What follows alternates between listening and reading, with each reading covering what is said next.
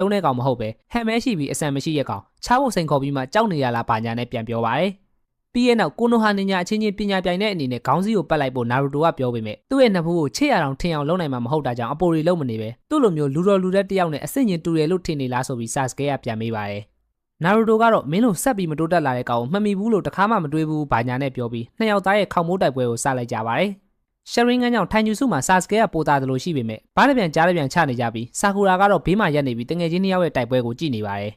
နာရူတိုကကိုဝါကျူစုကိုထုတ်သုံးပြီးဝိုင်းတိုက်ပေမဲ့ဆာစကဲကလည်းအချိန်မဟုတ်တာကြောင့်ပြန်ခုခံနေရင်နာရူတိုကချူနင်းစာပြီးဘက်မှာတုံးခဲ့တဲ့ဥဇူမာကီနာရူတိုရင်းနန်ကိုတုံးပါတယ်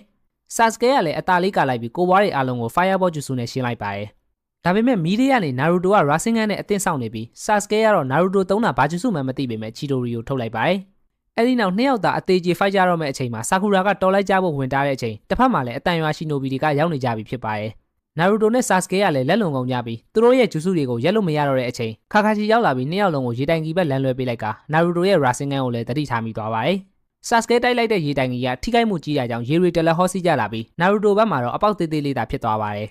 ချီတိုရီဆိုတာကိုယ့်ရရဲဘော်ချင်းချင်းတုံးရတာမဟုတ်ပဲနာရူတိုတတ်ဖို့အထိစဉ်းစားနေရလားလို့ခါခါချီကဆာစကဲကိုမေးပါတယ်ခါခါချီကအီတာချီချောင်းဆိုတာကိုသိပေမဲ့ဆာစကဲကဘာမှပြန်မပြောပဲအပြင်ဘက်ကိုထွက်လိုက်တဲ့အချိန်နာရူတိုရဲ့ရေတိုင်ကြီးနောက်ဖက်မှာရာဆင်ဂန်ကြောင့်ပွင့်ထွက်နေတာမြင်ပြီးအစကတည်းကမနာလိုနေတဲ့ဆာစကဲရင်ထဲမှာအဲ့လောက်ထိကျန်းလာတဲ့နာရူ